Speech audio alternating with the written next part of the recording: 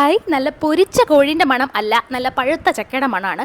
കഴിഞ്ഞ ദിവസം അപ്പത്തെ ചേച്ചി കൊണ്ട് തന്നാണ് നമ്മൾ പുഴുങ്ങാൻ വേണ്ടി നെക്സ്റ്റ് ഡേ നോക്കിയപ്പോൾ പഴുത്തിരിക്കുന്നു. അങ്ങനെ നമ്മൾ അതിനെ കണ്ടം തുണ്ടം വെട്ടിക്കണ്ടിച്ച്, അയ്യോ കണ്ടം തുണ്ടം വെട്ടിക്കണ്ടിച്ചില്ല, കിട്ടിയോ വെട്ടിയതുകൊണ്ട് നല്ല രീതിയിൽ വെട്ടി. ഞാൻ വെട്ടിയിരുന്ന ചിലപ്പോൾ കണ്ടം തുണ്ടമായി പോയേനെ.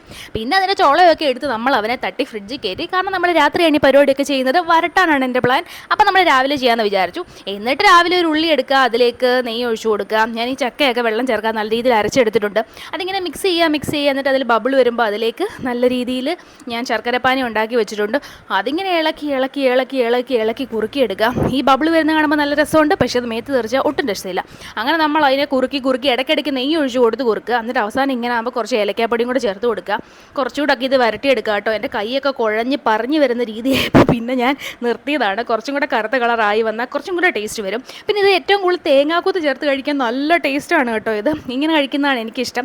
അങ്ങനെ തേങ്ങാക്കൊത്തൊക്കെ ചേർത്ത് ഞാൻ കഴിച്ചു. എന്നിട്ട് പുറത്തോട്ട് നോക്കിയപ്പോൾ അതാ അവിടെ ഒരു മൈനയല്ല കേട്ടോ. ഇത് ആ വാഴയുടെ ഇടയിൽ കൂടെ നോക്കി നിങ്ങൾക്ക് കാണാൻ പറ്റും. അവിടെ കുമ്പിൾ നിൽക്കുന്നു. അപ്പോൾ ആ ഒരു ചെറിയ കുമ്പിളിൻ്റെ ചെടിയാണോ മരമാണോ? ആ മരമാണ്.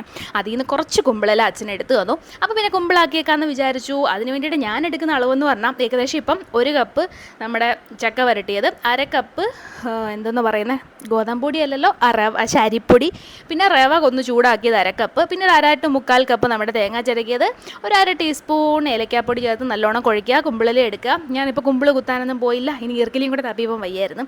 ഇങ്ങനെ മടക്കി വെക്കുക, അകത്ത് വെച്ച് പുറത്തും ഇങ്ങനെ മടക്കുക. അപ്പോൾ 2 എണ്ണം ഒരു കുമ്പിളാവും. എന്നിട്ട് അത് നല്ല രീതിയിൽ എള്ളിക്കുട്ടത്തിലോട്ട് വെച്ചൊന്ന് വേവിച്ചെടുക്കാം. സാധനം അടിപൊളിയായിരുന്നു കേട്ടോ. അങ്ങനെ മധുരമുള്ള കുമ്പിളപ്പവും മധുരമില്ലാത്ത കട്ടൻ കാപ്പിയും കൂടെ ചേർത്ത് ഞങ്ങളെല്ലാവരും തട്ടി.